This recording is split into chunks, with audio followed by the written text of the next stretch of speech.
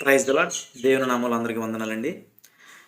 ఈరోజు ఒక చిన్న అంశం మీద అయితే మాట్లాడడానికి నేను రియాక్ట్ అవ్వాలి, ఒక క్రైస్తవుడిగా రియాక్ట్ అవ్వాలనే ఉద్దేశంతో వచ్చాను. అయితే 2 రోజుల క్రితం ఒక వీడియో ఒక వాట్సాప్ గ్రూప్లోను యూట్యూబ్ దాంట్లో రావడం జరిగింది.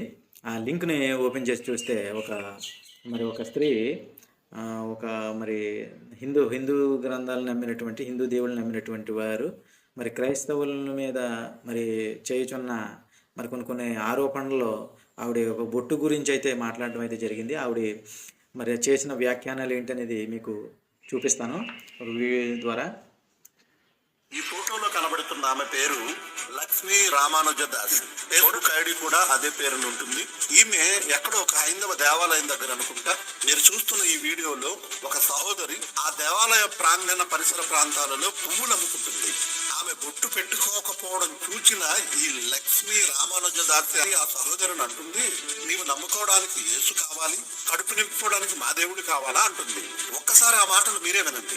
కాదు, నీకు నమ్ముకోవడానికి యేసు కావాలి, నీకు కడుపు నింపుకోవడానికి మాత్రం మా దేవుడు కావాలి, శివుడు కావాలి. ఏం చెప్తారు మీకు చర్చిలో? విగ్రహారాధన చేయొద్దని ఉంటుందా? పెట్టమ్మా, బొట్టు పెట్టాము. నువ్వు బొట్లు తీసేసి మా దేవుడు నమ్మకుండా నువ్వు మా దేవుడి దగ్గర ఎట్లా చేసుకుంటావు? అట్లాగా నువ్వు రోజు బొట్టు పెట్టి, నేను రోజు వస్తా, నిన్న లేవు నువ్వు బొట్టు పెట్టుకుంటేనే ఇక్కడ అమ్ము. పూర్తిగా ఇక్కడ దేవుడిని నమ్మితేనే ఇక్కడ అమ్ము, లేదంటే అమ్మొద్దు. ఈ ఫోటోలో కనబడుతున్నాము. అసలు బొట్టు పెట్టుకోమనటానికి అమ్మొద్దు, ఒక ప్రాంతంలో అమ్మండి, ఒక ప్రాంతంలో వ్యాపారం చేయండి, ఒక ప్రాంతంలో వ్యాపారం చేయొద్దు అనటానికి వీళ్ళకి ఏంటంటే అధికారం? వీళ్ళు అలాగే కదా, మొత్తం వీళ్ళ మతంలో ఉన్నటువంటి రుచి వల్లే కదా మరి మిగతా వాళ్ళందరూ బయటికి రావటం. అయితే మరి అందరిని సమానత్వం లేని చోట మరి సమానత్వం లేని మతంలో మరి ఎలా ఉంటారో మిగతా వాళ్ళు? మరి అంటే మిగతా వీళ్ళు ఉమ్మేస్తే ఉమ్మేయించుకోవాలి, కొడితే పడాలి అని చెయ్యాలా? మరి ఈవిడి మరి తన మతం గురించి, తన నమ్మిన సిద్ధాంతం గురించి, తన ధర్మం గురించి మరి చెప్పితే బాగుంటుంది. అంతే తప్పించి ఎదరవాళ్ళు బొట్టు పెట్టుకోకపోతే ఏంటి, బొట్టు పెట్టుకుంటే ఏంటి? ఆవిడ పెట్టుకోవడం ఇష్టం లేదు, ఆవిడ బొట్టు పెట్టుకోవడం ఇష్టం లేనప్పుడు మరి నువ్వెందుకు మరి పెట్టాల్సింది బలవంతంగా చేయటం ఏంటి? అంటే మతం స్వేచ్ఛ అనేది ఒక భారతదేశంలో లౌకిక రాజ్యంలో మత స్వాతంత్ర హక్కు మరి ఉన్నదా లేనట్టా? మరి వీళ్ళ వల్ల ఏంటి? మరి అజయ్ బాబు గారిని అరెస్ట్ చేశారు. ఏంటి, అజయ్ బాబు గారు హిందూ దూషించారు, మాట్లాడారు. దూషించలేదండి ఆయన. మిగతా వాళ్ళ అన్న ప్రశ్నలకి మాటలకి ఈయన సమాధానం చెప్పాడు.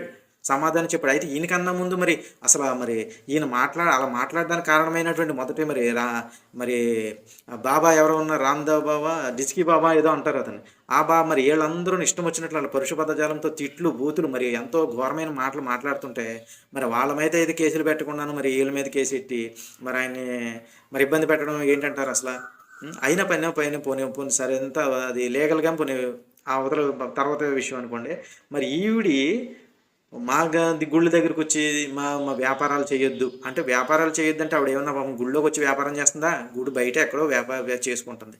అది కూడాను అంటే ఇంకా వీళ్ళు సమాజంలో మిగతా వాళ్ళని ఉండొచ్చేది తెలుసుకుని లేదంటారా? అసలు మీరు నమ్మిన మతాన్ని, మీరు నమ్మిన మతం గురించి, మీరు సిద్ధాంతం గురించి ఎదుటి వాళ్ళకి చెప్పండి. ఎందువల్లంటే మత ప్రచారం చేసుకునే హక్కు రాజ్యాంగం ఇచ్చింది.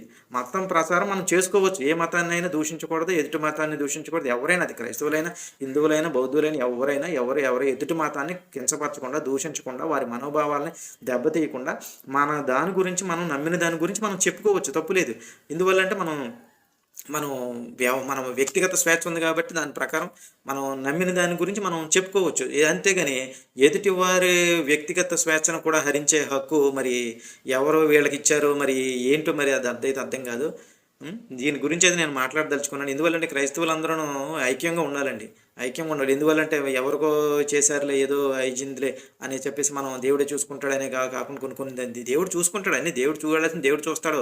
మనుషులు చూడాల్సింది మనుషులు చూసి, మనుషులు కొన్ని సానుభూతి వ్యక్తం చేయాలి, సపోర్ట్ చేయాలి. అందువల్ల నేను మరి ఈవిడికి మరి మన దేవుడు ఈవిడికి మరి ఒక మంచి జ్ఞానాన్ని కలుగజేయాలని ఆ దేవుడిని ప్రార్థిస్తున్నాను. ఆమేన్. నమస్కారం.